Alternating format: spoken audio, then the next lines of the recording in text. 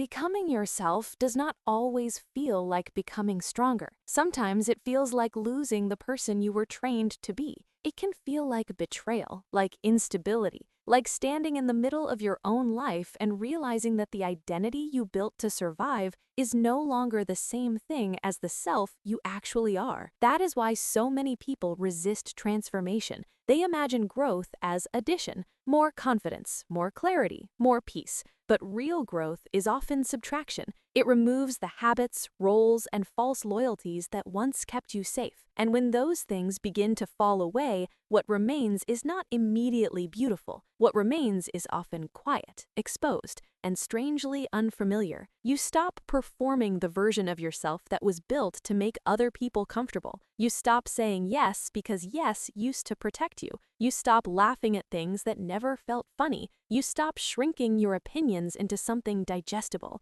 And suddenly, the life that once felt normal starts to feel like a room with the lights turned on too late. You can see everything now, and that visibility hurts. It reveals how much of your personality was shaped by fear of rejection, fear of conflict, fear of being too much, and fear of being left behind. The process of becoming yourself is not only about discovering what you like, it is also about confronting what you were made to tolerate. It is about seeing the gap between your actual values and the ones you inherited from survival, and that gap is where the grief begins. Most people do not grieve becoming themselves because they are weak. They grieve because every real change requires an ending. The old self does not disappear politely. It resists, it bargains, it reminds you of the benefits of staying the same. It says things like, you were more liked back then, more useful, more stable, more accepted, less complicated. And sometimes it is right. Sometimes the old version of you did make life easier in the short term. It kept the peace,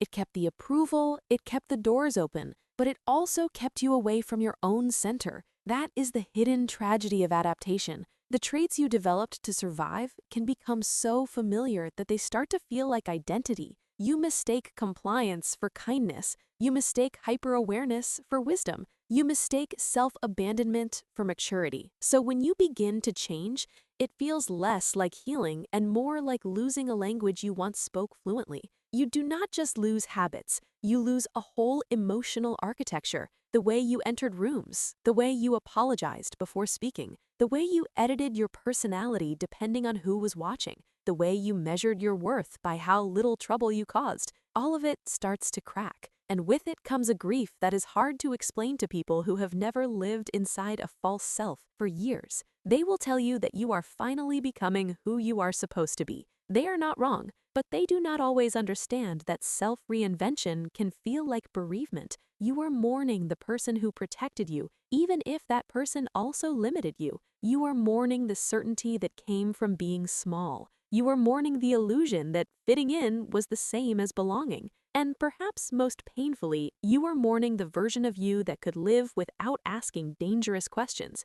Because once you ask them, everything changes. Who am I without approval? What do I want when nobody is grading me? What if the life I built was never mine in the first place? These questions do not just open doors, they close others behind you. This is why becoming yourself feels lonely before it feels liberating. The people around you may not understand the shift because they knew the version of you that was easier to predict. They knew the one who agreed quickly, softened opinions, absorbed tension, and made room for everyone else's needs. When that version starts dissolving, some people will call it growth. Others will call it distance. A few may even call it selfish. But what they're often reacting to is not your cruelty. It is your refusal to keep performing a role that used to make them comfortable. And that refusal can be terrifying, not only because it might cost you relationships, but because it forces you to see how much of your social life depended on your silence. The moment you stop betraying yourself,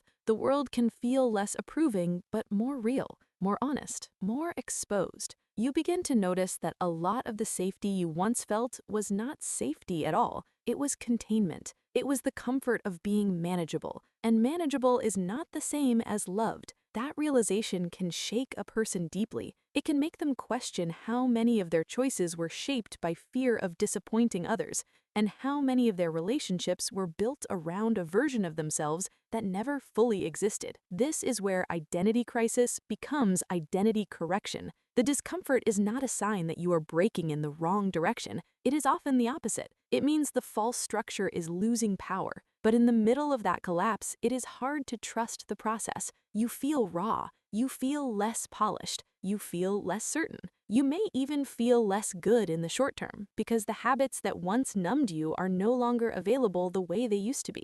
The mind hates this stage. It wants a neat story. It wants proof that the pain means progress. But growth does not always come with immediate reward. Sometimes it comes with confusion first. Sometimes it comes with the grief of realizing that the life you tolerated was never the same thing as the life you wanted. And sometimes the loneliest part of becoming yourself is that no one can do it for you. No one can hand you your real preferences, your real voice, your real boundaries, your real shape. You have to discover them in the absence of applause. You have to feel your way into them, even when your old identity keeps trying to pull you back into the familiar costume. Eventually, if you stay with the process long enough, something changes. The grief does not vanish, but it stops being only grief. It becomes evidence. Evidence that you are no longer living on autopilot. Evidence that something in you is finally honest enough to feel loss instead of numbing it. Evidence that you are not just surviving your life anymore, but participating in it. Becoming yourself feels like loss, because every real self is built on the death of something false. The old version of you may have been efficient, agreeable, praised even, admired. But if it required your silence, your fear, your shrinking, or your self-betrayal, then it was never the whole truth. Letting it go hurts because it once did what it was supposed to do. It protected you. It helped you endure. It gave you a way through.